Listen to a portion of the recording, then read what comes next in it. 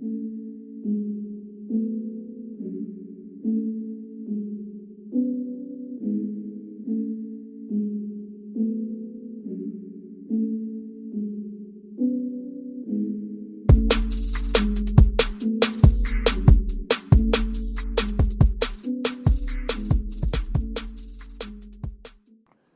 up? What's up? Dynasty Life Miami back in the house. This is B with your boy JP. How you doing, man? Chilling, man. Having babies. Glad to be talking football. Yes. We got a new dad in the house, bro. So congratulations to you, man. He'll be playing Dynasty in no time. Watch out, bro. Yeah, man. Gonna bring him up through the ranks. You already know he's gonna be a beast, bro. Yeah. Yes, But sir, yeah, man. man. He'll be getting some advice from the best, bro. So Oh, we got some preseason to talk about, which is fantastic. I'm super excited. Dollar, man, we got a whole boatload to talk to, lots of games to talk about. But y'all know the drill. Before everything goes, go hit the Twitter up at Dynasty Life Miami. Go hit us up on the podcast, Apple Podcast, all one word, Dynasty Life Miami, YouTube, all of that. Hit the subscribe button. Hit us up with comments. It's all good. What's your socials, man?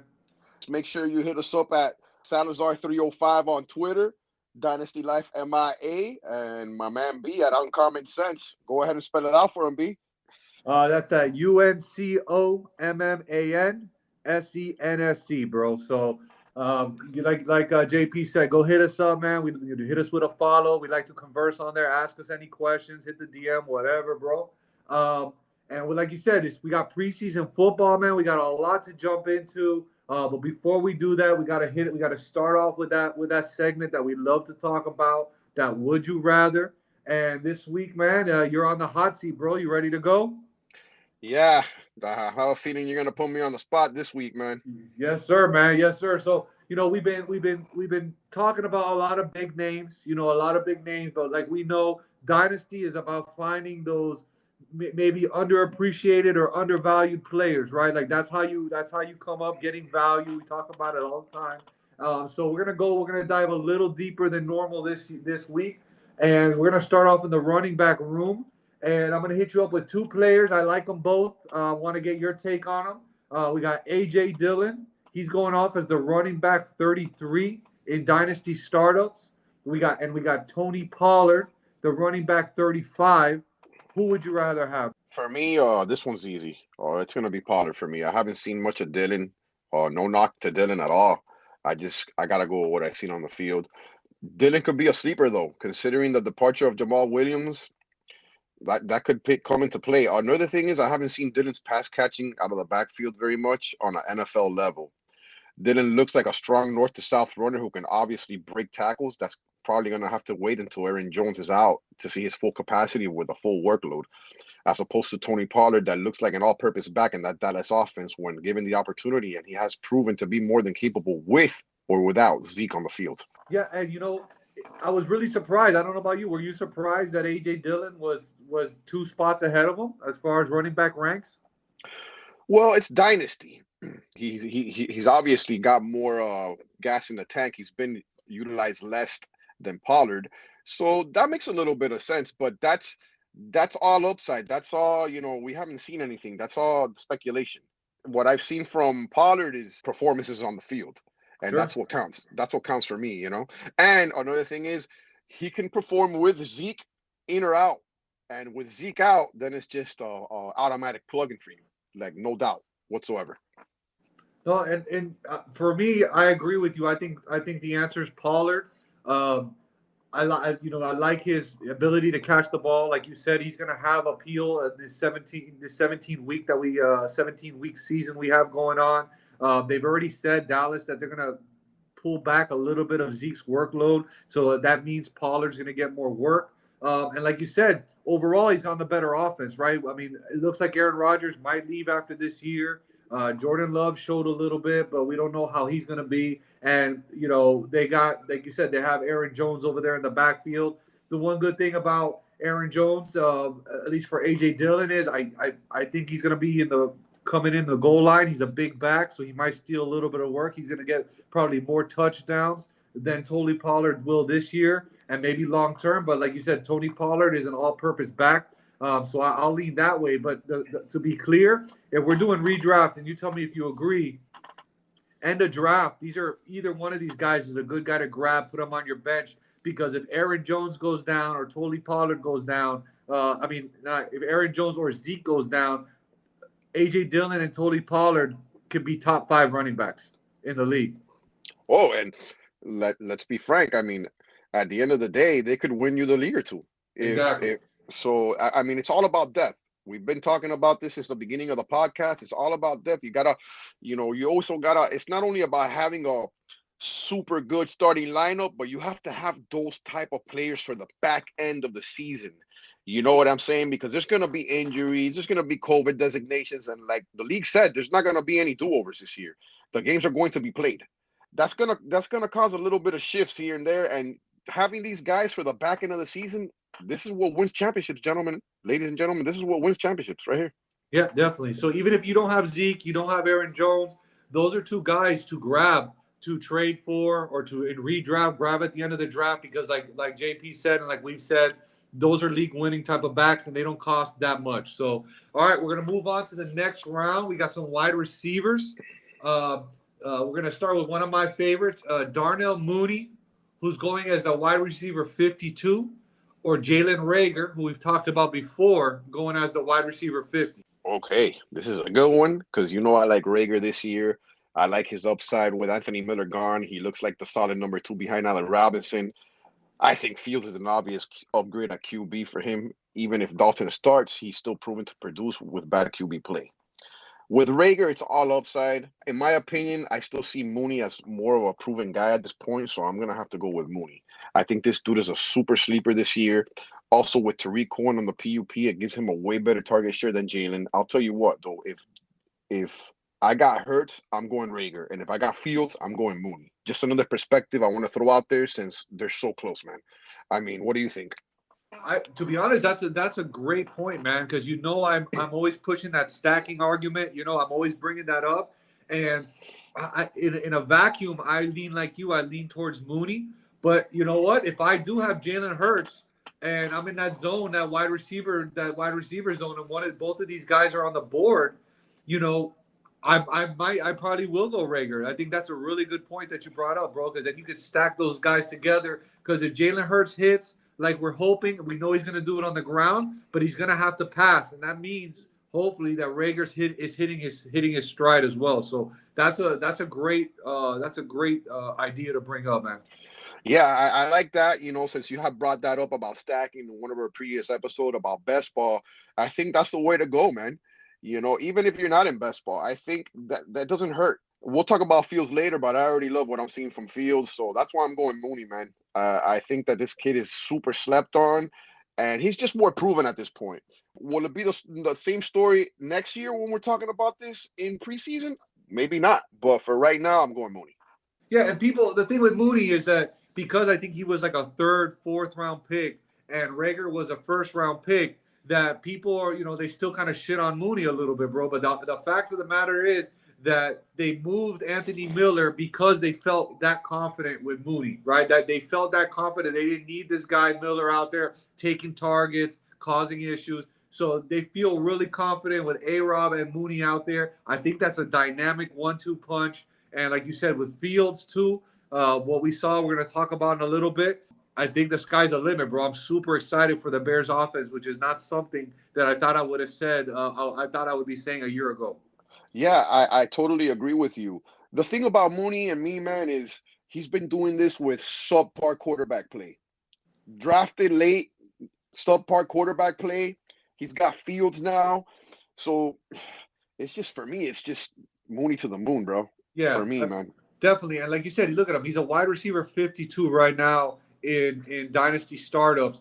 This guy will be a wide receiver 3 next year. We're talking in the wide receiver 30. So at the least. So that's like a 20 position jump within a matter of a year. And that's what we talk about, finding the value before everybody catches up. You don't want to get the player after the breakout. You want to get the player before the breakout. Absolutely. And not only that, I'm not trying to bring anything bad up, but if anything happens to A-Rob, that guy's he's gonna get you points, dude. You Sure. know what I mean? And it's like you said, it's better to get him now. Yeah. All right. So the final round we're gonna go. We're gonna talk about Adam Troutman coming at the tight end 15, and Cole Kmet, another Bear, coming out at tight end 14. Who would you rather have? This one's kind of easy for me too, but it's a good one because the upside is there for both of these guys. But for me, it's Cole Kmet. He's had better flashes thus far playing in playing time, but with Michael Thomas news coming off of his surgery and target share being wide open with Alvin Kamara, Marquez Callaway, and Traquan Smith, no other TE to threaten to take targets, this could be spotlight time for Troutman. So I'm gonna go with Komet. To be honest with you, it's really 50-50. You know, Komet has Jimmy Graham there, but at the same time, Troutman hasn't really been incorporated into that offense. He had no targets in the preseason game that just passed. So we'll talk about that more about that later. But yeah, I'm gonna have to go with Matt just because I've seen him score with, like I said, subpar quarterback play, same quarterback as Darnell Mooney. I think it's a step up to him, a bump up to him this year. And as soon as Jimmy Graham's out of there, it's sky's the limit for him too. It's just Jimmy Graham's talking up Fields. I'm thinking that maybe Jimmy Graham has a little bit of rapport with Fields already. So I mean, but then again, we've seen so many offenses with two tight end sets. This could be for me a definite headache for linebackers on the defensive side. Who do you cover? You know what I'm saying? But yeah, I'm gonna go with Komet just because he's more incorporated in that offense. I've seen some more of him than Troutman. I want to see Troutman rise, but I have to see him be incorporated into that offense just a bit more, you know. And I haven't seen enough of him to go with Troutman. Yeah, for me it's Troutman, right? And I definitely can see where you're talking about it. I can agree with a lot of that, a lot of what you're saying. For me is when you're drafting this late in tight end 15, tight end 14. For me, it's all about who has the highest ceiling, right? I think Mm-hmm. Cole Kmet has a plenty high ceiling. Don't get me wrong, and I think that he has a higher floor than Troutman for sure, because Troutman can completely bust, right? But I feel like Troutman with his athletic measurables, he has a higher ceiling. So when I'm drafting that late, and I'm rolling the dice, I'd rather just go with a guy who I think could be a tight end 5 instead of a guy who could be a tight end 8 or something like that. So for me, it's a toss up, but I'll go with upside. To me, the higher upside in Troutman. Regardless, but I think like you said, it's really close, and it's nice to hear that thought process behind you with Komet and things like that. And we all know Jimmy Graham is not going to be there forever, so Cole Komet will slide in if not this year, next year. So Definitely, I feel that Troutman has he could have a better target share than Komet. Obviously, there's no tight end in New Orleans. I just haven't seen anybody throw him the damn ball, bro. You know what yeah, I'm saying? And I need to see that. But his measurables, everything that you're talking about, I agree with you. He could be a top 5. Nobody's exactly. there. Nobody's there to threaten him. And Michael Thomas is out. So the thing is here, like we've spoken about in previous podcasts, who do they go with at quarterback? You know, and who's gonna throw him the ball? If they throw him the ball, I think he's definitely a big threat down the middle and a big target for red zone. So it's the upside is there, and that's why I said it's an upside. But I gotta go with Komet because I've seen him score with bad quarterbacks. So it's probably gonna be one of those things that we'll watch. We'll watch during the season, and we'll see who ends up where, and that'll be something to talk about in the off season, bro. So that does it for Would You Rather, bro. I love the answers, man. I love the passion that you're bringing. But we got a lot to get to, bro. We got a shit ton of games to talk about. We are in preseason, and we didn't have a preseason last year. We saw a lot of starters play, a lot more starters than I thought we would. We saw a lot of backups play. Some of the games were not that good, but we talk dynasty, right? We talk mostly dynasty. So when you're doing that, you got to know who the backups are. You got to know who the rookies are. We're gonna go through each game, give our little points of view in each. For the people listening, we take a dynasty approach to everything, but we do know that redraft season is full force. I'm already in a million redrafts. I know my boy JP has been doing redrafts even with a new baby on the way. So that's when the dynasty world and the redraft world, it starts to kind of blend in together, right? So we're going to be talking about that long-term plays and also some short-term plays that you can do and moves that you can make to help you get a good season come up. So without further ado, bro, we're gonna run into the Washington versus the Patriots. A couple thoughts I had, bro. I didn't think Cam looked all that good, bro. Everybody was talking about his shoulder was better and he's not, and he's feeling good. You know, this is the first time he's pain free in forever. I saw the same player that I saw last year, and I thought Mac looked pretty good. I thought Mac looked good for a rookie. Threw some balls on a dime, man. He looked very poised in the pocket, and that's a nasty defense he was playing against. So we got to keep that in mind. The Washington defense is sick. Um, I love the way Damien was running. I think it's going to be a little bit of a headache with the running backs and Patriots. I know that you brought that up, but I think Damien has the upper hand. Don't get too excited with Ramondre Stevenson. Those were the four stringers, but I would put him on my watch list just in case. Jarrett Patterson, man, I know you brought him up before, and I'm sure you're going to have some stuff to say about him, but he looked really good. I'll be picking him up. I'd be picking him up if you can on the waivers. You know, if you're not in those deep dynasties, he's probably available. Fitz looked good. Terry looked good. Curtis Samuel back at practice, so we're gonna see that wrinkle coming in. And the only other comment I have was, you know, Antonio Gibson. He was involved early and often. He got some balls thrown his way, but it's clear that McKissick is not gonna go away. So that may cap a little bit of the upside of Antonio Gibson that we were hoping for, bro. I know I threw a lot out there. What are your thoughts? What do you think? To be honest with you, I really like what I saw from Mac Jones.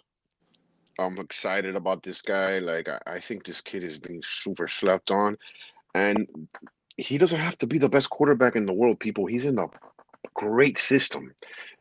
As long as he fits in that system, he's gonna ball, in my opinion. Cam Newton, I used to love that guy. You know, his show ever since his shoulder injury, he hasn't been the same. He looked, I mean, maybe a bit more accurate, but let's see how consistent he could be. That's where I'm at with him. Ramondre Stevenson's definitely on my radar after that performance, whether it's with the four strings or not. Just the fact that he did it under you know in the game, like he did it in front of everybody. That's good enough for me to keep my eye on this guy. But like I said before, I don't really like the running back situation in New England because they go by game plan. They're gonna use one running back in one game on another in another game, depending on what the defense weaknesses are.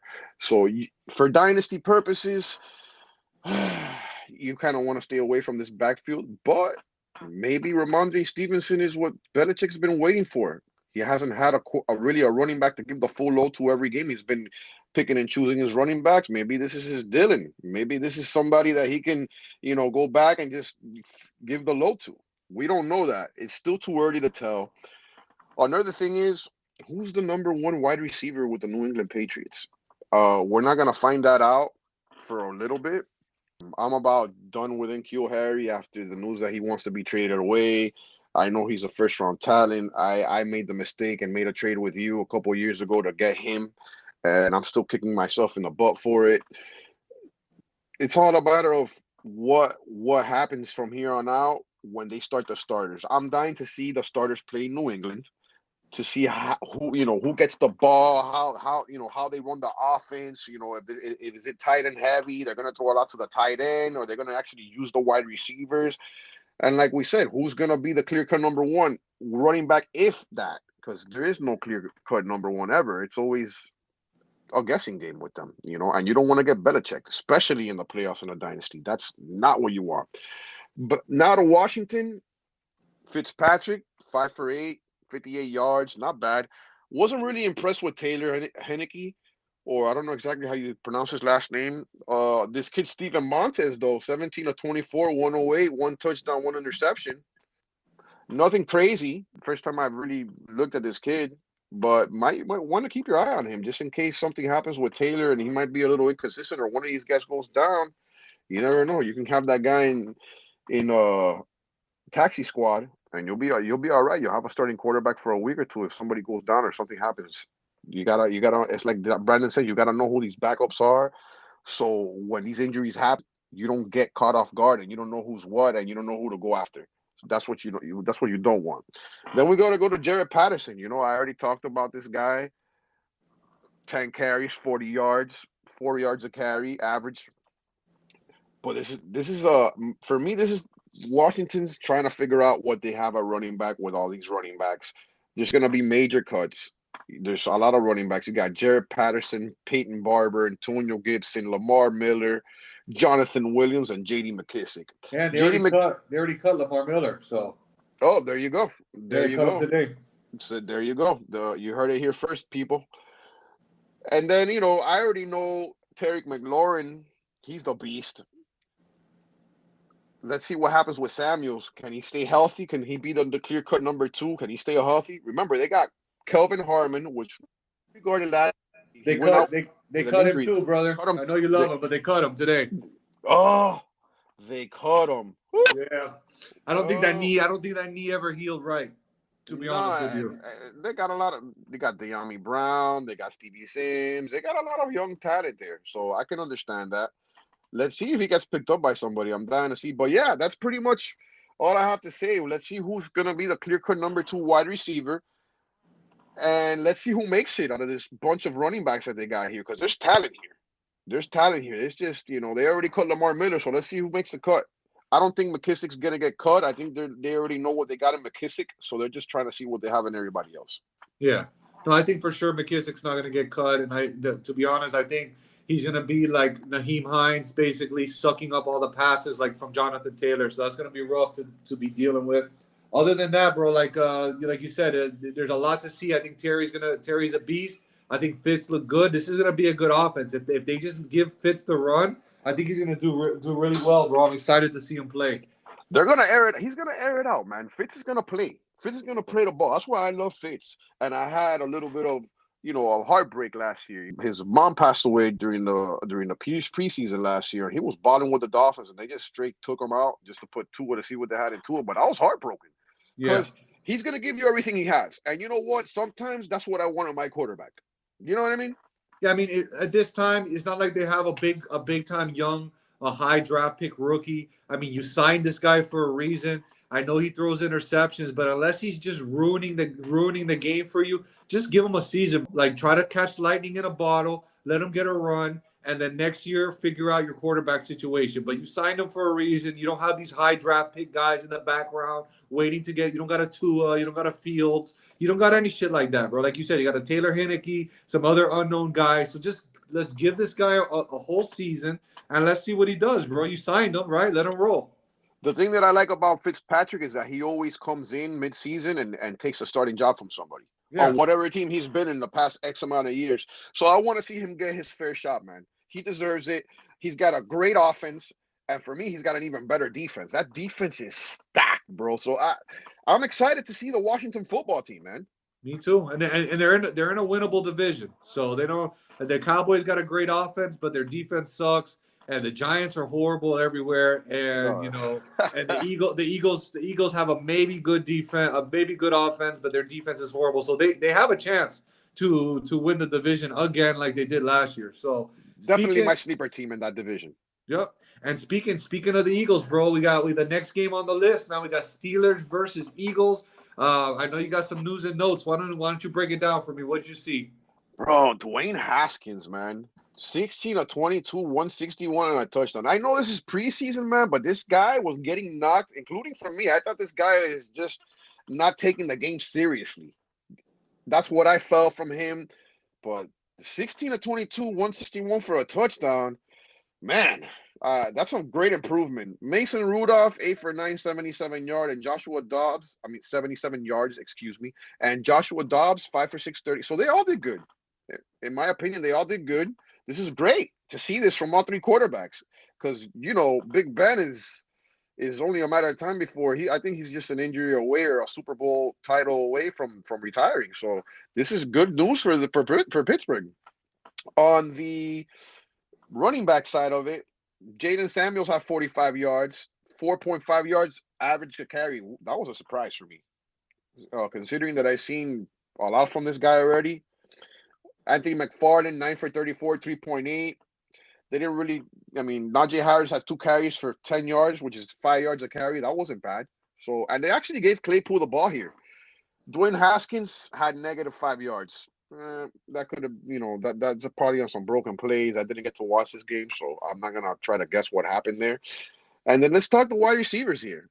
Wide receiver wise, Deontay Johnson, three receptions for 41 yards. We got this kid Rico Bussey Jr. with four receptions for 45 yards and 11.2 average per catch.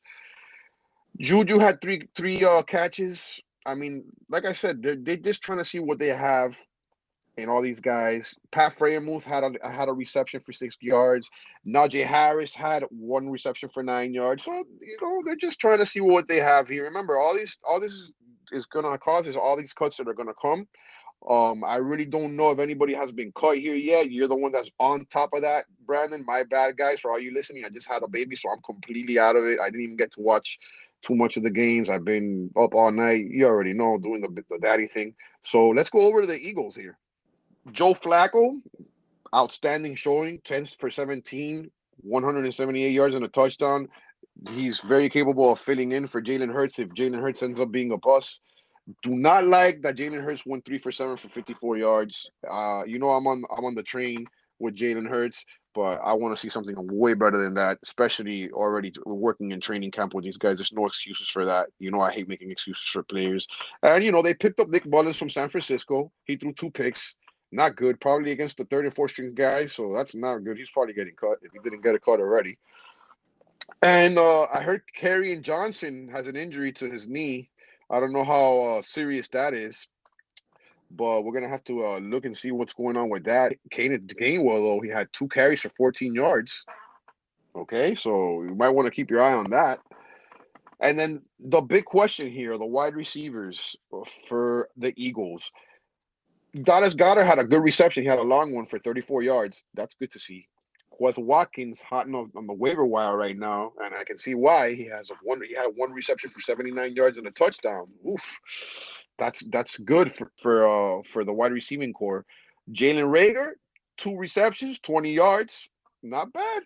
You know what I'm saying? I'm definitely looking to see improvement though in this. I don't know how you felt about this game, but I definitely want to see an improvement from Jalen Hurts.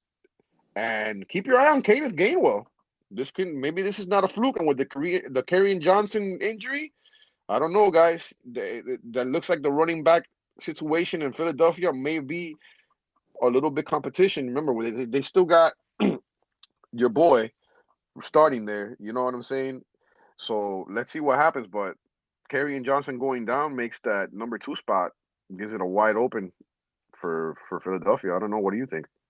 Yeah, well, Kerry, in my opinion, I don't think he was going to get the number 2 spot. You know what I mean? They grabbed him off waivers. Kenneth Gainwell is the guy they drafted. For all reports out of camp, it's either going to be Gainwell or Boston Scott. They're the ones getting all the receiving work. Miles Sanders is there. He's the starting running back, but it looks like he's going to be losing a lot of receiving work. We talked about it before. Jalen Hurts is going to be running the ball. These guys are going to be stealing receiving work. I've been out on Miles Sanders. The game itself, and that's what I'm here for. That's what we're here for. Me and JP, we back each other up. I went ahead. I tried to watch every single game. The ones that I didn't get to see, I went back and tried to watch some game film on it. I agree with you. Haskins looks really good, bro. Really good. I bought him in a lot of places undercover for a nice super flex dynasty stash. Everybody left him for dead. He was super cheap. You could get him for a throw-in. To be honest, I think you can still do that. So I would say, if you can, go, search up who has Haskins in your leagues. Maybe get throw a 3rd round pick over there or some kind of washed up veteran player. And for these people who are not paying attention and they think Haskins is just some kind of scrub, you can get him thrown in. I think he's better than Rudolph and Dobbins or Dobbs, whatever's over there. So I think he's one Big Ben injury away or Big Ben retirement away for being the starting quarterback for the Pittsburgh Steelers. So I thought that was great. That was a great thing that you brought up there. Looking at the team, looking at the games, I think Deontay's the wide receiver one on this team. I really like Claypool. I know people are putting Claypool towards they call him Mapletron, but to me, he reminds me a lot of a younger Mike Evans, bro. He goes out, he's big body, gets the touchdowns, gets the big plays down the field. But Deontay is the one who's getting targeted. He gets the targets. This guy could be a PPR monster. He could get 100. He could have 100 receptions, and he's got more juice than, let's say, like a Landry, who used to get the same kind of work. So if you mix those two together, you get a guy with juice, and you pepper him with targets.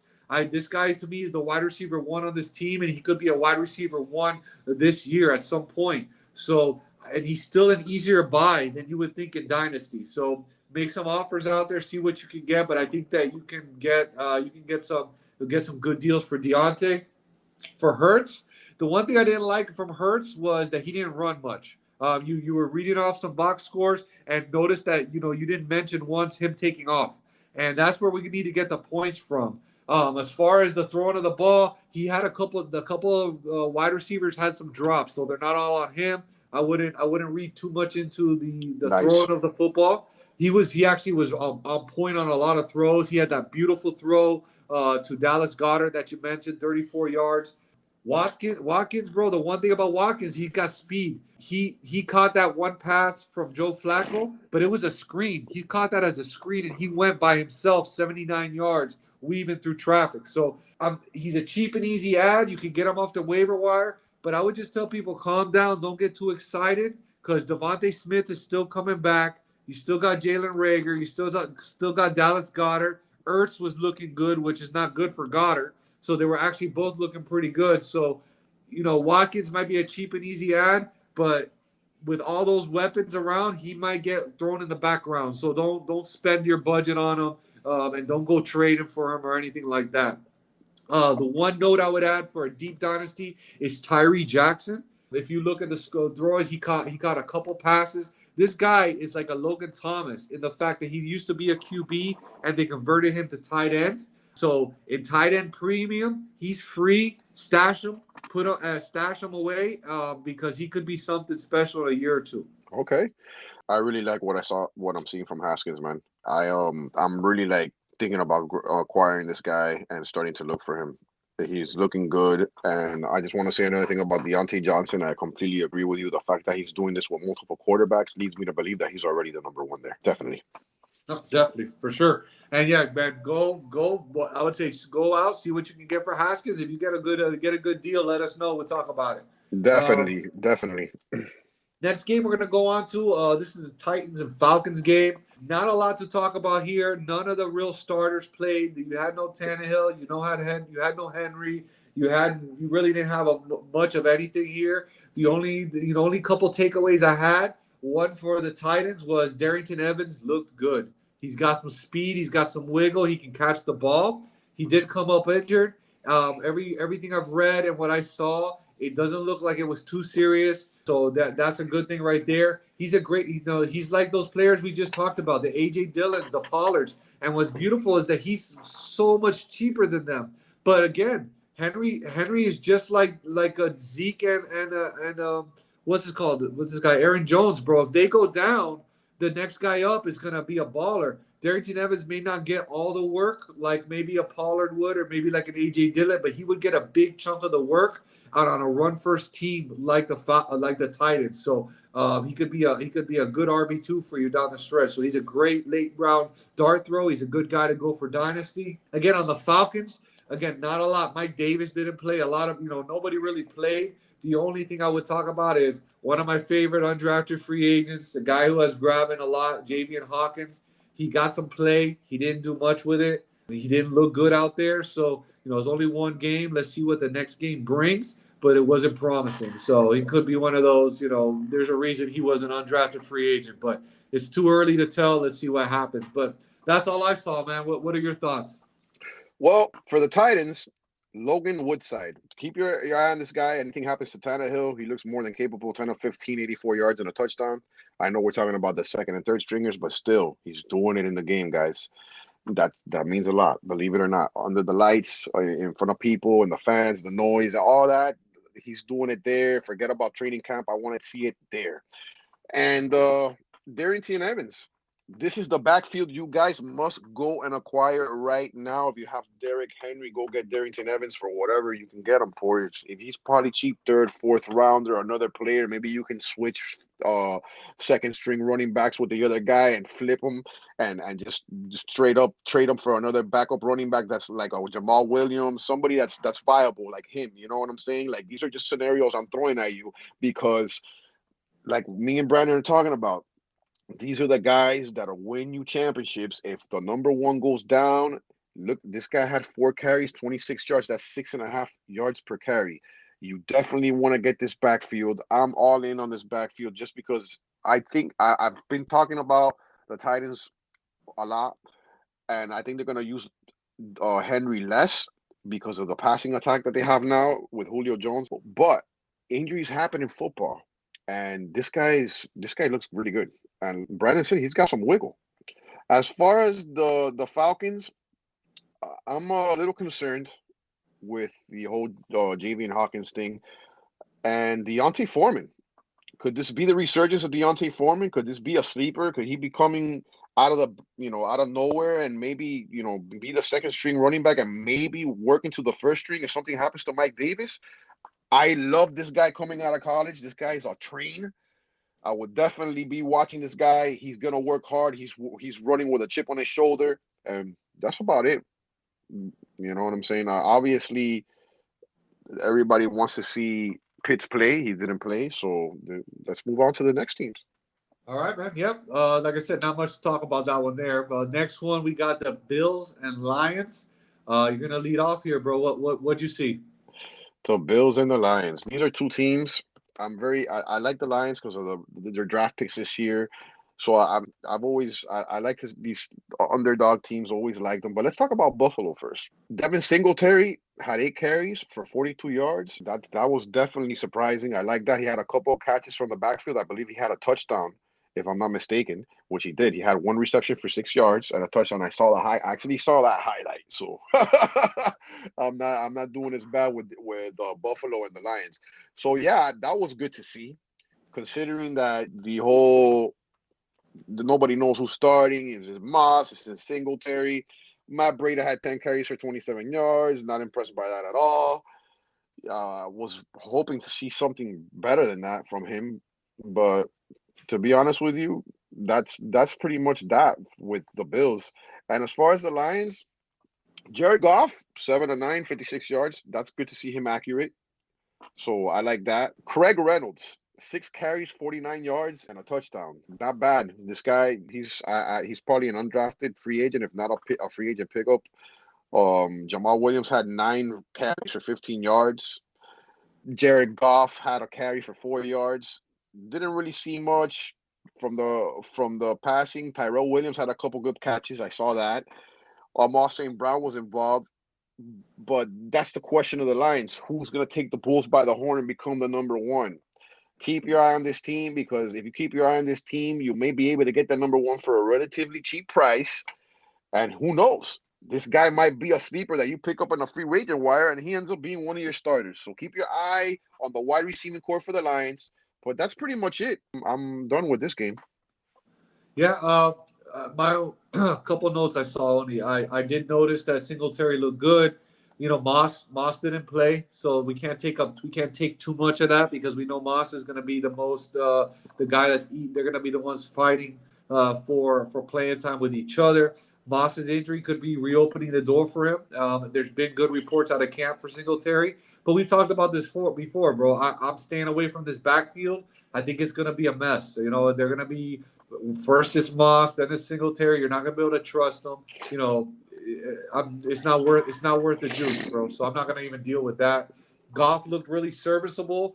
He's one of those players, man, that people forget that it's not like he's the worst player. He's not Mitchell Trubisky, bro. This guy, he's a good grab in Superflex. If you're going running back, wide receiver heavy, and you're not taking one of those major quarterbacks in the early couple rounds, this guy is going late in drafts, man, and he's a starter.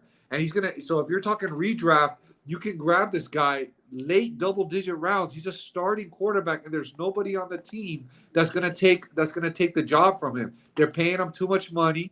They're gonna be paying him too much money for this year and next year. For Dynasty, you have a starting quarterback for at least 2 years, and for redraft, that's a starting quarterback for sure this year that he's not gonna lose his job. So he's not a world beater. He's not gonna win you a league. But if you want to go heavy on some other positions, Goff is an easy guy to grab late in drafts. So that's what I'm looking to do. I've started doing that a couple times, and I'm really liking the way my teams are turning out. The only other thing is Swift is the reason we didn't see Swift. He's dealing with a groin injury. We're hearing that he's probably going to be back this week. Jamal Williams didn't look all that well. Look all that good playing. So I think that only helps Swift. I know there was talk about Swift and Williams sharing the load, but I think it's clear that Jamal did not look that good. Swift is the big dog. He's going to eat, and I look forward to him coming back. So I'm excited there. Oh, Jamal Williams is in a new system. He's gonna probably take a while. I'm not worried about him eating off of Swift's share. What I am worried about is if the Detroit Lions end up having a losing season, them shutting down Swift early, and that's when Jamal Williams is gonna come in and get you some points. That's one way to look at it. I don't see that for several reasons. I don't see it because that doesn't fit Dan Campbell's mode, right? Dan Campbell is biting kneecaps, win, do whatever you can to play. So I don't see that. I don't think that sends a good message to the locker room, right? Swift is more important than you guys. Swift's body is more important than your bodies. We want you to run through the wall for us, but we don't care if Swift does. So unless now if he has like an injury, maybe do they take a little while to bring him back? Possibly, but as far as just shutting him down, I wouldn't see that happening. So that's just my thought on that process there. Well, that's what I mean. Like if he has an injury and it's nagging, that's what I'm saying. Like if it's not worth them putting him out there, they're not going to put him out there. Sure. You know, especially if they're if they're going to be a better team the following year, which that's the case. They already picked Sewell. So they're doing the right things, and like I said, the thing about this team that you want to keep your eye on is the wide receiving core. Who's going to be the number one? There's a lot of guys that are capable, but there's no clear cut guy right now. So you want to keep your eye on that situation because most of these guys you can get late, and these are the things that we want to bring to you on the show. These late diamonds in the rough that you want to keep your eyes on because you don't know who is it going to be, and on all of them you can get all of them for relatively cheap. Keep your eye on that situation, guys. Yep. All right, man. So I think that's enough with that one. We're gonna jump into the Cowboys and Cardinals. I'm gonna start us off, man. I'm gonna start off on the Cowboys side. Pollard, his numbers did not look good, but I think he ran better than they indicated. They're still feeling everything out. They got their offensive line back again. Dak didn't play. Zeke didn't play. A lot of the studs didn't play. So I don't put too much into it. We talked about him already, so I'm not going to go too deep into him. If I got to be the head of the Gallup fan club, if I have to be, I think he's looking really good. I still keep saying it. He's a great buy in Dynasty, bro. He's a free agent after this year. They've already said they're probably not going to re-sign him. They can't afford him. You can grab him in redraft. He's a good double-digit round grab as well. He's going to have some good games on his own. And if Cooper or Lamb goes down, he's going to be money as a wide receiver 2 with wide receiver 1 week. So I can't say it enough. Gallup is a buy in redraft. He's a buy in Dynasty. I'm super excited for him this year. So I think he's going to do real well. Let's move it on over to the Cardinals. I got nothing else for the Cowboys. The one thing about the couple things for the Cardinals, Eno did really good, bro. I think he had like 50 yards. He had a touchdown. He didn't play at all as a rookie. He was stuck behind Drake and Chase Edmonds. He's a 7th round pick, so he doesn't have a lot of draft capital, but he looked really good in this game. I think we all may have been overlooking on him. We all may have been sleeping on him. And the only good thing that means is that he's probably out there on waivers on a lot of leagues. So he might be a good grab. If you think about who's in front of him, you got Chase Edmonds, who's 25, and you got to beat up old Connor. And I've already talked about how I don't think Connor is going to do well this year. Maybe he has a good year, but he's gone after this year. He's on a 1-year deal. Chase is 25, going on 26. So could Eno be something? Maybe, but for sure he showed out in his first game. So I'm excited to see that. Rondelle Moore looking real good, bro. Looking real good. I talked about him before as being a possible smaller Steve Smith. For once, Cliff Kingsbury is using his weapons right. They used them in the backfield. They were hitting him with those screens, letting him run rampant over teams. He looked really good in the amount of time that he played. This guy's gonna be a steal and redraft. I think I just drafted him in a league right now recently, like in the 13th round, 14th round. I mean, this is a high-powered offense. You got Nuke, and who else? You got AJ Green. I mean, that's it, bro. So I really think that he's being slept on. I'm still here for the Christian Kirk breakout. He had a good reception for 34 yards. He keeps giving you those flashes. We talked about him in a couple of other podcasts. I'm hoping that he can come out with a breakout, but if not, Rondell Moore is going to the moon, baby. For the Cowboys, I can't agree, man. I want to talk about Rondell Moore, but let's go back to the Cowboys. I'm with you on completely on the Cowboys. I think this kid Gallup is getting majorly slept on. I think Michael Gallup, and I'm gonna give you an example right now after these guys. If you're on a rebuild, Michael Gallup and Juju Smith-Schuster are two type of receivers that you wanna be looking at here. Besides the fact that he's out of there this year. If anything happens to Amari Cooper or CeeDee Lamb, he's a definite plug-in. He's a great receiver. If he goes to another team with a good quarterback and he's a clear-cut number two and he has nobody to compete with, he's an automatic upgrade for you. I think you guys should be looking at this dude. He's being majorly slept on. I've already said about a bunch of times in the past shows that I don't know why he's being slept on, but it's okay. Like at the end of the day, you got to look past all the smoke screen and everything, and just he produces. Period. Point blank. He produces, and that's pretty much it. I'm not worried about Tony Pollard. I've already seen Tony Pollard behind that O line in the regular season. He's ready to go. He might have had maybe a couple of mishaps there, but I'm not worried about that at all. So now we're gonna go over to the Cardinals here. Man, I think they got the nastiest four wide receiver set if they have that in their offense, man. Just think about this. Rondell Moore, they have Nuke, AJ Green, Rondell Moore, and Christian Kirk. Those guys are, and I'm expecting, bearing any injury, I think AJ is gonna have a comeback year, bro. I think that he's gonna have it. I think it's just that offense is wow with those wide receivers and Rondell Moore.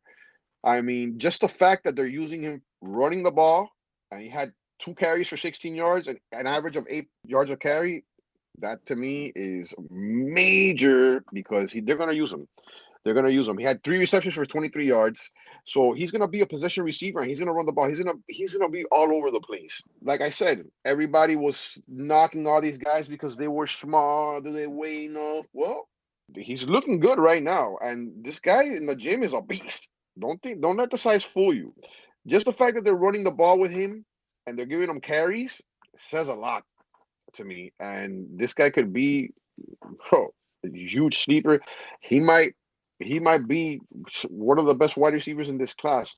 We don't know, but at the rate that they're using him in, he's going to produce a lot of fantasy points. Oh, for sure, bro. And that's what it's about, fantasy points, man. So let's move on, bro. I know this game is near and dear to your heart. You've been wanting to talk about the Dolphins, and now we got a game to look at. We got to see what happened. We got to see Tua versus Fields. So I know you probably have a lot to say, man. So I'm gonna step back and let you go to town, brother. You know it, brother. I'm excited. I'm a Dolphin fan till the day I die. Didn't like to see Tua try to force it into the end zone, double coverage. He got the pick, but he looked good. He didn't look bad. He was 8 of 11 for 99 yards, so his accuracy was on point. I'm not really too crazy about Tua, but the stats are there. I'm not, like I said, that interception was into double coverage. So Jacoby Brissett, though, 6 of 10 for 67 yards. He ended up throwing a touchdown to Salvon Ahmed. I saw that on the highlights too. Salvon Ahmed, man, you guys got to go pick this guy up. 6 carries for 40 yards, 6.7, and he caught a touchdown. He's going to be a part of that offense with Myles Gaskin on or off the field, I believe. I gotta, didn't like what I saw from Malcolm Brown at all. Wish I could have saw a better showing from Gary Dokes, but it was his first preseason game, so we got to give him some time. Gesicki looked good. Lynn Bowden Jr. looked good. Like I said, Salvin Ahmed, loved him. You know, Gaskins looked really good. Somebody I'm really, really high on and super excited about. Just eager to see more of Tua, see how he does. Everything else I like. I want to see how he gels with the first stringers, though. You know, this is all nice and dandy, but I want to see him gel with Devontae Parker, Fuller, and everybody else that we've got, and especially the first round pick. You know what I'm saying? From Alabama. That's the one that I want to see ball and prove me wrong most of all. So let's see what happens. On the other side, we got my man Justin Fields. Went 14 of 20, 142 yards and a touchdown. I loved what I saw from him. I know it's just the second and third strings guys, but he threw for a touchdown and he ran for a touchdown, which is exactly what you want to see from this guy. I'm super excited. Now I'm really excited. I don't know about you, but now I'm really excited because now I know this guy can do it at the NFL pro level. He didn't really have his number one wide receiver at all or his number two, and he still got it done. I'm on the train even more now. I really, really think that this guy has a shot of being the best quarterback in this draft class, Brandon. I agree, man. I mean, I think it's him and another guy that we're going to talk about later on. I'm going to tell you, it hurt, though, watching Fields and Tua play because Fields looks so much better than Tua, bro. So Oh much yeah. better. And Tua's a year into the league, and he looked more like the rookie than Fields looked. And to know that we could have drafted Fields, okay, without having to, we could have traded up. We traded up. We drafted that guy Waddle, and we could have had Fields instead, bro. And that's You one know, thing I want to mention. I don't want to cut you off, but where's Waddle at? Where was Waddle? well, Like he played, but he got no targets and no receptions, bro. But that's what I mean. he was a punt returner, so we got a good punt. It's like Ted Ginn all over again, dog. Oh my God. That's you know what? It's hilarious that you say that, but that's very true. I like that. Hopefully that's not the outcome, but where was Waddle? That's all I gotta ask. Yeah, Didn't we yeah, get man. didn't we get him to tailor to his game? Well, you know, but enough of that. Go ahead, brother. No, yeah. So, it Fields was looking great, bro. And again, it's just knowing that we could have had Fields, and instead we got Tua. It shows that to me, as good as the Dolphins are looking as far as a team, that that the Bears could already be jumping over the Dolphins because of the QB situation. So I don't even want to get into that. The Dolphins defense looked really good in the beginning. Um, the biggest problem that I saw, I know you're saying you're high on Gaskins, bro, but I don't know. That may be that you haven't seen the reports. Flores has come out and said that it's a full three-way committee, that it's going to be Brown taking the early work, Gaskin getting some other work, and then Salman Ahmed getting the rest of the work. And Brown looked horrible, bro. What was it? He looked like Jordan Howard last year. Yeah, What, 9 yards? I don't believe that. I think that's just smoke screen, bro. Because how I, bad Malcolm Brown looked. Like I know, but they kept giving him the ball, bro. And if I don't know, you didn't see the game, I don't know, or you just saw the highlight. no, I They just were saw the highlights Yeah, of they were working Brown in regularly, bro, and with the starters. And Gaskin was coming in on the, to get some passing work and shit like that. I I bought Gaskin in a couple situations just recently that I felt like I was a little light on running back. I wanted to get a running back 3, and I'm regretting it. I'm regretting it based on the game plan that I saw. Don't forget, Flores comes from what team, bro? The New England yeah, Patriots, right? yeah, man, And that's the yeah. team that you don't ever want to buy the running backs, right? Because they love to have their different specialists. So, I'm very concerned a little. And don't forget also that the Dolphins were ready to grab Javonte Williams, but they got sniped by the Broncos. So that says that they were not 100% sold on Gaskin. Brown looked horrible, but you're right. Ahmed looked really good. So if Ahmed's looking that good, and he looked good last year too. So Ahmed's looking good, that's going to eat into Gaskin too. So I would tell you to maybe pump the brakes a little bit on Gaskin. I'm a little worried. Dokes had a really good run. It got called back, but it looked really good. I think we were sleeping on, at least for me, I was sleeping on Gasicki a little bit, bro. I think if he's the number one target for Tua, because like let's just say Waddle and Fuller are just going deep, taking the tops off the defense. I don't like Parker. I think I almost hate Parker, to be honest with you. He doesn't have any heart. He doesn't give a fuck. So to me, if these two speed guys are taking the top off the defenses, I think Gesicki's gonna eat, and I think we were sleeping on him, bro. And in a tight end premium league, I know you have him in a league. I think you traded for him last year. You might be super super happy, bro, to have that guy on your team. So Oh, I was super, super happy for what I got him for. yeah. So So I I think got I him think for I got him for what a quarterback that started maybe like 3 or 4 games, and now I got myself a tight end, and I'm excited. I'm just a little worried about, like you said, man, like these picks that the Dolphins are making, man. Like I don't know, B. Yeah, that's a whole other problem, bro. But finishing it up, man, the Montgomery, I've been buying him. I was super low on Montgomery the most of his career. I went back and watched a little bit of what happened last year towards the end of the year. Everybody said, "Oh, it was against bad defenses," which was true. But he looked good, man, and I'm super excited for him this year. He got hurt in the game, still out of practice, but everything I'm reading tells me it's not anything serious. What I want to talk about is his backups, right?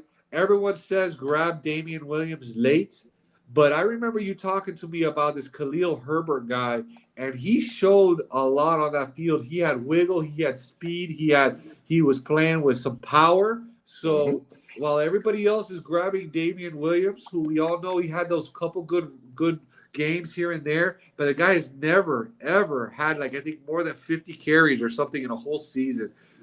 I think Herbert is the guy to grab, and he's cheaper. So that's who I'm grabbing. Dynasty, maybe even a redraft in case something's wrong with Montgomery. Yeah, I mean, that's like I said. That's what we're all about. Sleepers. Khalil Herbert, man. I'm telling you, that kid, watch him.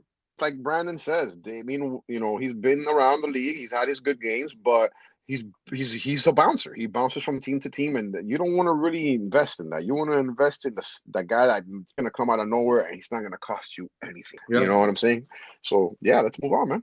Yep. So next one, Broncos and Vikings. I know we gotta let's keep going through these, try to speed it up a little. Broncos and Vikings. I don't have a lot to say much. Locke looked really good, bro. Looked really good. I know Teddy threw a touchdown, but Locke was throwing dimes all over the field, and he threw a beautiful one to your boy Hamler, who I know that you were super high on before. Locke is super cheap in super flex leagues. We were wondering who's going to take this starting quarterback gig, and right now, to me, Lock 1, Teddy 0, bro. So Lock looking really good. Javante, man, 5.8 yards per carry. Gordon's dealing with a groin strain. You know I've been on the Javante bandwagon. Move him up your draft boards. Get him while you can. On the Vikings side, again, none of the starters played. Not a lot to talk about. Mon didn't look that terrible. And I only say it that way because he's coming off COVID list and all that crap. He hasn't had a lot of practice time, and he did not look that bad.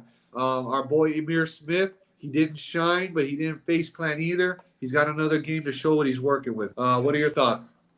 Drew Lock, Teddy Bridgewater. Drew Lock, 1-0 on Teddy. Javante Williams, man, may very well be the number one running back in this draft class, and I'm loving what I'm seeing from Locke. Let me tell you why. Okay, let me tell you what he did. He threw 2 receptions to KJ Hamler for 105 yards and a touchdown. That's 52.5 average for both of those catches. That means that he's airing it out. You want to see that from your starting quarterback. Then you had Jerry Jeudy, 1 catch, 33 yards, airing it out to these guys, which means he's got his connection. He's starting to get his chemistry with these guys. Could this guy end up being the sleeper quarterback of the year? Bro, if he keeps on like this with those weapons, I'm telling you, if he keeps throwing these 30, 40-yard passes and averaging 52 yards, a throw to KJ Hamler, it's going to be a problem. And then let's go to the Vikings. For me, Kellen Mond is a major sleeper. I mean, like Brandon said, I would have wanted him to do better, but he's been on the COVID list. He hasn't had time to practice. I'm seeing this guy as Cousins' replacement right now. Keep your eye on this guy. You don't know what you're gonna get, but he has, good flashes here and there, and he didn't do bad in college at all. So this guy could be a sleeper. This guy could be somebody that could be a starting quarterback by next year. So you want to keep your eye on these guys. And since, the rest of the starters really didn't start for the Minnesota Vikings, I'm on to the next teams. Yep, next one, bro, and I'm jealous that you get to talk about this one first because I there's a lot to talk about. I'm excited to see what you think and see if we got the same thoughts on some of these players. But let's go into the Saints and Ravens, man. What you got? Well, the thing about the Saints and the Ravens that has me is that, we've all been talking about it. Who the hell is going to start at quarterback? And then who's really going to take? This is another team that's wide open because of the Michael Thomas injury. Who's going to take the Bulls by the horn and become the number one there? So there's a lot of things to talk about with these. Taysom Hill ended up getting the nod here. 8 of 12, 81 yards with a pick, and Jameis Winston 7 of 12, 96 yards, 1 TD, and a pick. For me, this spells out Jameis Winston 1, Taysom Hill 0. And on to the next. Devontae Freeman, 6 carries, 6 yards.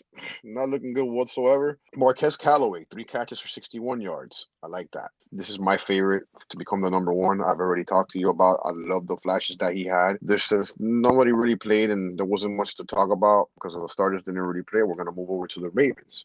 Now, the starters didn't really do too much. J.K. Dobbins had 3 carries for 0 yards. Did not like that. Try to use Justice Hill a little bit. Didn't like what he did. This is the pickup that you guys want to talk about. Let's talk about pickups. Devin Duvernay, okay? We got Bateman with an injury. This guy might just slide in and start producing faster than everybody thought. So you might want to keep your eye on that, on him, and also on the Bateman injury. It's a groin injury. These things take time. Maybe Devin Duvernay being in the second year of that offense blows up. Keep your eye on those guys. As far as that, I'm concerned, I'm done with these teams, man. What's up with you? Well, yeah, man. A couple things, bro. Battle between Taysom and Winston. I agree. I think Winston looked better to me. The one thing, Winston's gonna Winston, bro. He had that beautiful touchdown drive, kicked ass. Next time he's on the field, throws an interception. So I mean, that's what Winston does, man. But you can't say Taysom did any better because Taysom didn't get a touchdown, but he still threw a pick too. So the only problem is that the pick really wasn't his fault. He was throwing it to Tyler Montgomery, who stopped. So I think the coaches are going to give him a pass on that when they see the film.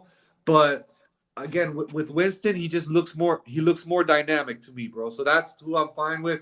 Callaway is the guy to own. You were right. I was wrong. I know Traquan's injured, but I just love watching this guy Callaway play. He was going at the end of drafts, and I've jumped him up my draft board, and I've been doing redraft after redraft after redraft league, and I've been grabbing this guy in the 14th, 13th round, give or take, while before he was going in the 18th round, and people are still sleeping on him. I'm grabbing him everywhere I can. The one thing, though, we'll talk about Thomas. Everything that I'm reading says he's coming back much sooner than anticipated. So we have to keep an eye on that. Callaway, I think, has done enough, and I'm wondering, man, if Thomas sees Callaway balling out, and he's like, fuck that. He's already taken a hit on his reputation when the Saints put out there that he didn't do his surgery on time, that he disappeared from the coaching staff for months. They were calling him, he wasn't answering. So maybe that lights a fire under him. I hope so because I used to like watching him play. What I want to talk about is Tony Jones, man. Tony Jones. I'm adding him everywhere. He's a backup running back for the New Orleans Saints. Murray looks slow and old, man. And guess what? Murray's older. And we all just assume, hey, put Murray in. He's going to be the backup running back. But these people lose juice out of nowhere. And Tony looked fire, bro. He was smooth, fast, catching the ball, running. So go add Tony Jones everywhere because he could be the number 2 running back on this team.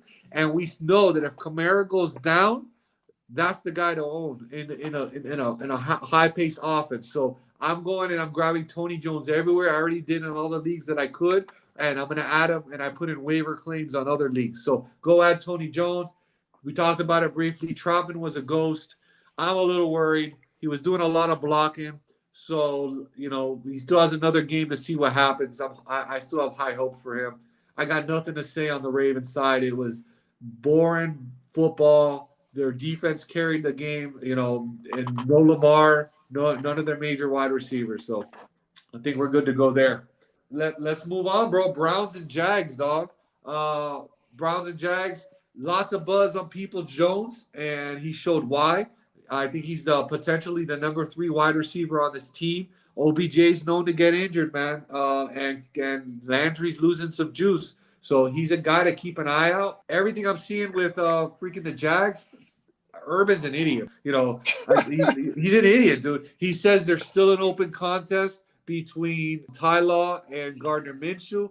I love the way Trevor Lawrence was playing. He didn't have the big stats like you see from Justin Fields, but if you watch the game, he was reading his progressions and he was hitting Marvin Jones all day. And I was saying it before and I'm saying it now. Marvin Jones is the guy to have in this team this year. I have him everywhere. If you're a contender, he's a good guy to go buy. You can buy him from teams that are not contending. They'll sell him. They don't know what they have. Get him, especially in best ball. The only other thing is J-Rob is going to get more work than we all thought. I mean, he got work in the game. Urban's been saying that he's the starter. They have him above Travis Etienne in the depth chart, and that just makes the Etienne pick even worse than we thought. We thought they drafted him because they wanted to use him, but they drafted him and they don't want to use him. So I don't. Once again, Urban Meyer's an idiot, and that's all I got to say about that, bro. Well, I told you, James Robinson is not going to go away.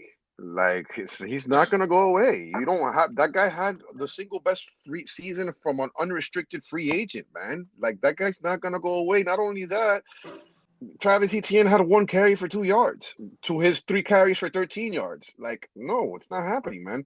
This just proves that was an idiotic pick. They have no need for him. I don't know what they're gonna do, but I agree with you 100%. But let's go to the Browns. I wanted to start with the Browns. Kyle Aletta, 19 of 27, 212 for 2 touchdowns. I like that.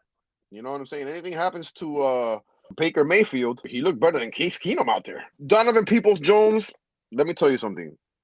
Like I said time and time again, like we gotta give our boy Nico a pass. I'm giving this guy a pass, another wide receiver from Michigan. He was catching bombs last year towards the end of the season from Baker Mayfield. I like that a lot. You might want to keep your eye on this guy because I agree with you 100%. I see this guy being the number 3, and with Landry going out with injuries and Odell Beckham going out with injuries, you might have yourself a little sleeper there. As far as the Jaguars, the fact that he said that Gardner Minshew and Trey Law are still going in a competition, that's besides me. Whatever. Marvin Jones, I agree. I just want to see how he does with everybody on the field, all the first strings. But, bro, Marvin Jones is always getting slept on, bro. You know what I'm saying? Always getting slept on because of his age, for whatever reason. It doesn't matter.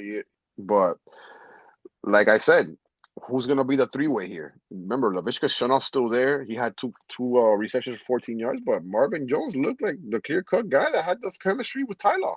With T-Law, I mean, there's not much more to say about that. We're going to have to wait and see a couple more games to see how this turns out. No, definitely, bro. Definitely. Moving on, Bengals and Bucks, bro. What's your takeaway there? The Bengals and Bucks. Well, you're talking about the Super Bowl champions and a team that's got a lot of up-and-comers here. We didn't really see too much. I loved what I saw from Chris Evans. I'm loving this kid. I'm telling you, if something happens to Joe Mixon, this kid's next up in line. I'm not even gonna, he had 12 carries for 25 yards, which was okay, but he had the touchdown, but then he had 4 receptions for 33 yards. That's what you want to see in a running back right there. You know what I'm saying? Jamar Chase had a catch for 16 yards. Want to see more from him. Obviously, it's just the first preseason game, but definitely excited to see what they do here. I wanted to see the quarterback play, but I'm pretty sure they're gonna wait till his knee gets a little bit better, and we should see him soon. We should see Joe Burrow in the next game or two. See maybe he's how that knee's, because that I'm really concerned about that knee. I saw him walking into the field one day, and I did not like that knee brace, and I did not like the way he was walking. But then again, it's the NFL. They have the best trainers in the world, so we're gonna have to see, and then we're gonna have to go to the Bucks. They're the defending Super Bowl champs. I'm dying to see what they're gonna do at running back. I'm pretty sure they're going to use Leonard Fournette and Ronald Jones, and I think they're both going to be relevant. Keyshawn Vaughn, last year's super horse from the draft that got super picked up early and picked way ahead of his rankings. 11 carries for 27 yards. Still not happy with that. I saw a little bit of OJ Howard. Wish I could have seen more. Saw a little bit of Jaden Darden.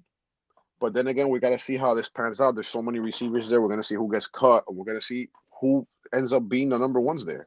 And let's see what happens when Brady steps on the field with these new guys. Other than that, like I said, I just wanted to see more from the number ones on these teams. It's the first preseason game, so we're gonna have to wait. Oh yeah, man, and I don't got much to add, bro. Chris Evans, I think we both talked about him a lot. I think he might be one of those guys we hit on, so I'm happy to see that. And all I gotta say is there's some suspect stuff coming out of camp on Chase. He can't separate. There's a little bit of talk here and there. I keep saying it. Buy Higgins and buy Boyd, bro. And I got nothing on the Bucks, man. Vaughn, he had some catches too. He's, if you could sell him to anybody, sell him for whatever you could get, bro. And absolutely. Let's moving on to the Jets and the Giants. This is the Battle of New York. A couple of takeaways that I had here. I think overall this quarterback class is looking really, really good, man. Because Wilson looked good too, and that was without one of my favorite wide receivers out of this draft, Elijah Moore. So he was playing without Elijah Moore. Wilson looked really good. As far as Moore is considered, the injury isn't looking very serious. He got an MRI on the quad. He should be back within a week or two. Oh yeah, I've talked about this before. I've been drafting them everywhere. These are things that you can do in drafts where you don't have to hammer wide receivers so early. Corey Davis, 4 targets in the first quarter. He's looking like Wilson's favorite target. I think it's going to be Corey Davis, and it's going to be Elijah Moore. He's a great option for contenders. He's a cheap option in redraft. You can get him in the middle, double-digit rounds. People are still sleeping on him. Could this be Mims coming back? We've heard the story that he lost 20 pounds in the offseason due to food poisoning. He ate some bad salmon. He was super sick. Is that why he's been falling down the depth chart? It could be. If you believe in it, there's some buy low opportunity. A lot of you can grab them pretty cheaply. Running back, Ty Johnson, Carter both looked really good, man. Ty Johnson, another guy we talked about, super sleeper, end of the draft. End of drafts, he could be the starter on this offense. And the Giants, I got nothing, man. They look bad everywhere, bro. It's just a fucking mess over there, dog. So I don't even want to talk about the Giants, bro. What's going on with you? Love Zach Wilson. Everybody's been talking massive garbage about that guy. Love to see him balling. I believe Ty Johnson's the starting running back here, man. There's no reason to believe that he's not. He's still producing. He's carrying the ball. He's catching passes. Michael Carter, still a work in progress. Ty Johnson, anything happens to him, Michael Carter's up. But I think they're going to go with Ty Johnson. Love what I saw from Denzel Mims, man. Could this be some type of resurgence? Let's see. Corey Davis, that's good to see that him and Zach Wilson were gelling. I like the fact that you said that. I wish I could have seen some more from Christopher Herndon. You want to go and grab that guy and believe that he's a good tight end in these T premium leagues. I want to see more from him because I think that guy's a phenomenal athlete. And you know about me, I don't really got anything to say about the Giants, man. Other than that fight that they had in training camp the other day, there's nothing really much to say about that. Disappointed. Yeah, well, that's the season hasn't even started yet, so it's gonna be a long year for the Giants, bro. So yeah, let's jump. We're gonna keep it rolling, bro. We got only a few more games to go, bro. So let's go. Texans and Packers. What did you see, man? Well, let me tell you something. I definitely like what I saw from Love. He didn't look bad at all. I mean, this is the guy that they wanted to go with. He had 12 for 17, 122 yards and a touchdown. I like that. Can't really knock that. AJ Dillon had a carry and a yard. These are the things, this is exactly why I told you about not going with him on the would you rather, because I have to see some more of this guy. But at the end of the day, it's just one preseason game. There's nothing it's just a game.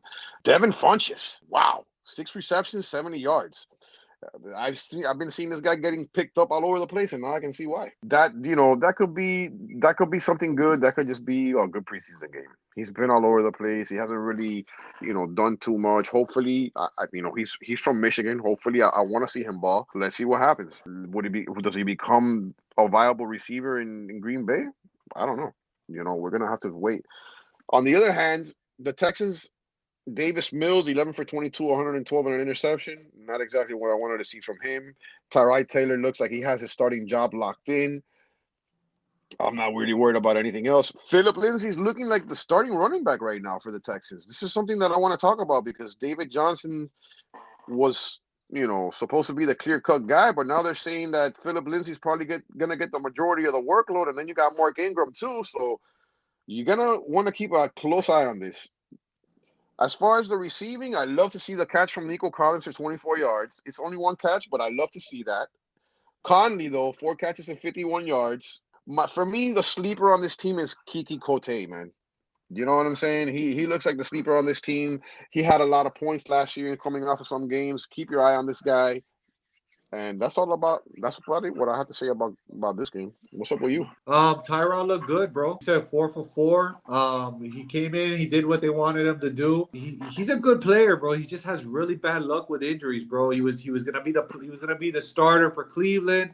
Then he got a concussion and he lost it to Baker. And then he was gonna be the starter in freaking the Chargers. And then they freaking stabbed him in the lung with a needle and they fucking stole it from him. So let's see if he doesn't get hurt, bro, and can play, dude, and see what happens. If he has some type of good luck and stay on the field, man, maybe he can have himself a season.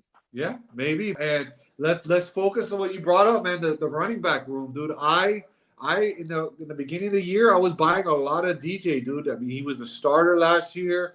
He's the only one that can really catch, and everyone's like Philip Lindsay. They're listing Philip Lindsay as the starter. They're listing Mark Ingram as the co-starter.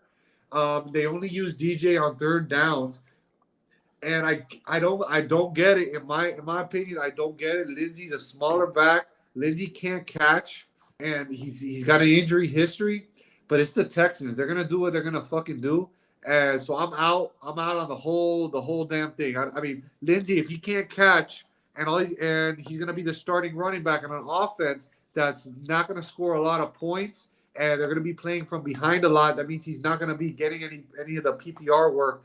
I don't want anything to do with that shit. So I'm going to stay completely away from the Texans' backfield. I don't even care about late round grabbing them. I don't really care. Nico looked good. He's not playing with the starters. I don't know why, but again, the Texans are going to Texan. So hopefully they see the skills and they bring them back up. Other than that, nothing else to talk about with this game either, man.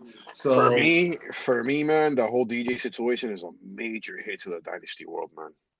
Where he was getting picked up or where he's getting picked up in startups for this whole situation. I mean, at least me, I picked him up in a lot of startups. I even picked him up in some dispersal drafts, even one that I did, a couple that I did with you. And bro, I'm kicking myself in the ass for it, bro, because it doesn't look like he's gonna be the starter. And when you pick up a guy like that, even if it's in the later rounds, tend to believe that he's going to be the starter. And that right there, Lindsay and Ingram are the co-starters. That's definitely not good news. But let's move on to the next teams. Yeah, I mean, all you can do with DJ is hold on to him and hope that when they start playing from behind because they're losing, that DJ's going to be in there catching the ball because Lindsay can't catch and you're going to get the PPR points. And that's really all you could do. Like you said, let's move on. Chiefs and 49ers. I had a couple of takeaways from here on the Chiefs. CEH was super involved. Wheels are up. I've been high on him this year. I think he's going to have a great year this year. And what I saw, the limited work I saw, was a big thumbs up to that thought process. McKinnon looked good too. But that guy can't stay healthy. I'm not too worried about that. Let's talk about that throw that was heard all around the world. That bomb, 80-yard dime from Trey Lance. The rest of his throws, maybe if you look at the box score, it didn't look that good. But he had multiple drops, and he also took 4 sacks. So I'm super excited from his upside. He still has a lot to learn. I don't know if he starts the year, but I know for sure. Jimmy G is looking over his shoulder, and it's only a matter of time before he's no longer the starter. Sermon, bro, he looked okay. I still don't get the excitement. Maybe you can convince me. I didn't get the excitement when they drafted him, and I watched that game, and then I'm on Twitter, and everybody's talking about, oh, it's great, Sermon. He didn't look that good to me, so I don't know. convince me that he's good. I don't know. No, man, I've never been high on him. And Jermichael Hasty is looking like if anything happens to Monster, he's up next in line, bro. That he 10 carries, 63 yards, 6.3 yards a carry, a touchdown. No said. Trey Lance, I would have loved to see better completion percentage from him, but the fact that he connected on a huge bomb like that, it speaks volumes, especially for Mike Shanahan, who went on a limb, traded 3 first-round picks for this guy. He's looking like a fucking genius right now. And what can I say, man? I'm not Trey Sermon getting picked so high in the rookie draft, not looking like a good thing right now. I don't think that he's gonna beat out Jermichael Hasty, and he's definitely not gonna beat out Mustard. And we know that Mustard's injury prone, but man, Jermichael Hasty just looks super comfortable in that offense, man. Yeah. Only thing I would say with Hasty, I mean, I was on that trip last year. I grabbed him in a couple of leagues. I think he was on another team, or maybe it was this team. He's playing against like the scrubs of the scrubs. He's got some wheels, but this backfield is going to be a mess. So I'm a little worried about it Oh, altogether. I'm staying away. I'm staying away too. Like Yeah. I'm staying away from this backfield, the Texans backfield, and the Patriots backfield for Yeah. sure. All right, bro. Well, let's keep going. Nothing else on that. We got 3 more to go. Let's knock this out. Next one, Seahawks and Raiders. What you got for us, man? The Seahawks and the Raiders, my man. Well, to be honest with you, I wanted to see Brian Edwards play in this game because I'm on the hype train. I didn't get to see him. We didn't get to see him play because they really didn't start too much of their starters or anything like that. But let's get into the game. As far as the Seahawks go, they didn't really start much of their starters. There's really not much to say about it. DJ Dallas had 2 receptions for 45 yards and a touchdown. That's good coming out of the backfield. That's that's good news for DJ Dallas, product of the U. We're all about the U here, so it's good to see that he got 5 carries for 24 yards. I wanted to see my boy play. Eskridge was dying to see him play. I guess he's not ready yet, so we're gonna have to wait for him to play. We're gonna have Yeah, to wait. he's injured. He's got Mhm. a foot injury that's just not You healing know, right now. as far as the Raiders, not much to say. Zay Jones had 3 catches for 57 yards. And none of the starters really played here, man. So Oh yeah, it's not. Yeah, no starters. I had the notes same as you. DJ looked really good. Everybody's on Rashad Penny. I don't see it. I don't know why everybody's all over Rashad Penny. DJ Dallas is a nice little stash to grab, bro. So absolutely, he looks like he's more in tune with the offensive scheme that they're running over there. So I agree with you 100%, my brother. yeah. Let's keep it going, man. Chargers and Rams. Ooh. This is another a game where none of the starters really played. On the Charger side, man, Justin Jackson is supposed to be the number 2 there, but he got hurt. That guy can never stay healthy. To me, he's a waste of a roster spot on a dynasty league. Don't even worry about it. Roundtree is pushing Kelly for a roster spot. I Mm-hmm. think Roundtree's the guy to own out of all those 3 behind Justin Jackson. I mean, not behind Austin Eckler. I'm looking. The only other guy I want to own is Roundtree. I'm not worried about Justin Jackson. I'm not worried about Joshua Kelly. Our boy Palmer looked Yeah. really good. It might be too late to get a good deal on him. So we've been telling you guys about him. This is another one. I feel like we have a really good hit on our hand. I'm keeping my fingers crossed. They already said Mike Williams is not coming back. We keep saying it. I'm gonna keep saying it. Palmer is looking like the number 2 going forward. As far as the only other thing, man, Xavier Jones, bro, he looked really good over there with the Rams. For everything I'm reading, he's the number 2. He's looking good. Henderson goes down. Xavier Jones is the starter. So And you, if you were drafting Henderson because you were worried about Akers going down, now you should be drafting Jones in case Henderson goes down. It's that simple. I don't know why no one's drafting him. And the only other thing I want to talk about, Jacob Harris, the tight end for the Rams, the rookie tight end. He's looking like a beast, bro. That he's running the field like a wide receiver. In tight end premium leagues, he's the one to grab. I could see him overtaking Higbee as soon as next year for starter snaps. He just moves at a different speed than Higbee. And I got nothing else. well, I'm gonna keep it short. Larry Roundtree, go get if you have Eckler, that's the backfield you want to get. Roundtree looks super comfortable. He had 8 carries for 63 yards, 7.9 average per carry. That's the type of things you want to see. And Josh Palmer, what can I say? We've been talking about this guy from the beginning of the podcast. He is the guy.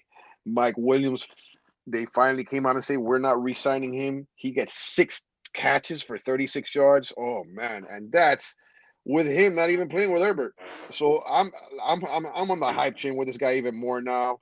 Over to the Rams. All you guys that were out there getting Xavier Jones, wasting your FAB money, you might have a hit here. I was saying, don't spend all your money, but if you spend a couple dollars and this guy hits, you look like a genius. So all you guys out there, keep your eye on this dude. He had carries. He had 2 catches for 6 yards, so he's very capable of being an all-purpose back. Anything happens to Hendo, you already know he's up next. Yes, sir, man. Yes, sir. And here we are, Bring him man. home. We're down. Bring him home. Bring him home, Brandon. Bring him home, brother. We are at the last one. It's been a long fucking show, but this is what preseason does. This is what football does. We are fucking junkies, bro. We are football junkies. And inject that shit in our fucking veins, and let's kill it, bro. Tell me what you saw with the Panthers and the Colts, brother. Oh, let's get it. For right now, I wanted to see Darnold play. I wanted to see him in that offense. We didn't get that, but we got to see Chuba Hubbard. 7 carries, 80 yards. Like I said, previous podcast, anything happens to McCaffrey, this kid's up next. Yeah, he was playing against second and third string teams, but this is what you want to see from this guy. Remember, this guy had over 2,000 yards in a season in college. And what can I say about my boy Terrace? Lining him up all over the field and getting it done. 3 receptions, 88 yards, almost 30 yards a catch. Definitely what you want to see here. This guy's moving up my board rapidly, Brandon. Let me tell you. And now let's go to the Colts. Just to finish it up here real quick. Jacob Eason, 15 of 21, 183 yards. That to me is a clear-cut number 2 in the Indianapolis Colts. I don't know why everybody's going crazy getting Sam Ehlinger. Jacob Eason is the guy. He's 6'6". He sees the field like a general. If anything happens to Wentz, even though he's probably going to make his first week start, this is the guy you want to own. As far as everybody else, they didn't. I did like to see though, not to knock Sam all the way. Sam did have 8 carries for 30 yards. You do want to see that in a quarterback, so that's not a bad thing. It was good to see Marlon back. But all in all, most of the starters didn't start. Paris Campbell only had 1 catch. Oh, he's going down my boards. He's not going up. He's trending down. And besides that, I'm done. Yeah, man. I won't keep us too long, bro. I think the biggest news is that Carson Wentz and Quentin Nelson, they might even make it back for week 1. So I think that's great news for everybody. I say buy the. I was saying it before. Buy the dip on JT. Everybody was starting to fade Jonathan Taylor. So for that little time where you got a good price on him, good for you, bro. Bringing up something here with the Panthers. PJ Walker, bro. Like you said, we didn't get to see Darnold, bro, but we got to see PJ Walker, bro. And he is the one that was putting it on Terrace Marshall, who was, like you said, was just going bananas, dude. So if Darnold gets injured or he falls apart, PJ Walker's the starter, dog. And he's got weapons. He's got DJ Moore. He's got Terrace Marshall. He's got CMC. So grab PJ and put him on your bench in super flex leagues, because talk about a league winner, real possible league winner. I got a hot take for you, a super hot take for you. I say Terrace Marshall ends up with better stats than Jamar Chase. And that's possible, bro. That's possible. I mean, that's spicy. That's super spicy. It's both from the same school. That's why both from the same school. Picked pretty far apart, but I think, I know it's in a little bit excitement because remember it was PJ Walker, but if Darnold can get any type of chemistry near this with Terrace Marshall, I can see him having a better season than Chase, with all the reports of Chase having problems with separation and getting open in Cincinnati. No, it's spicy, but it's in the realm of possibility. I had a note here saying Terrace Marshall is going to be stealing a lot of work from Robbie Anderson. I'm now fading Robbie Anderson 100% in redraft. I recently bought Robbie and Anderson in a Dynasty league and that I was hoping to make a run in, that I thought I had 1 more year of production. And I'm just in this one game alone. I don't like to overreact, but that was a mistake, bro. And other than that, man, Marlon Mack played, and everyone's losing their shit, but he didn't play that good, bro. And I don't know why all of a sudden everybody's talking about, well, look, see, Akers is great. Akers gonna be fine. Let's let Mack play a couple games, huh? Let's let him play a couple games and see if he still got the burst and the juice before we all of a sudden start saying go buy Cam Akers because Marlon Mack ran the ball for four times for like 10 yards. That's No, all I absolutely. gotta say, man. Yeah, and one last thing. Tommy Tremble, 3 receptions and a touchdown. Could this guy be a legitimate TE in Carolina that can put up fantasy and dynasty points? Keep your eye on him because he scored a touchdown. There you go, man. And that's it, dog. We ran the gambit, bro. Every preseason game broken down, head to toe, dynasty and redraft. Fuck, bro. That was a long one, dog. Yeah, man. But you already know, man. Stick with us. We'll be going over the next set of games next week. Would you rather? Might be changing it up, but thanks for tuning in, guys. Yeah. Much love, bro. Appreciate you, dog. You too, brother. Have a great one. Yeah.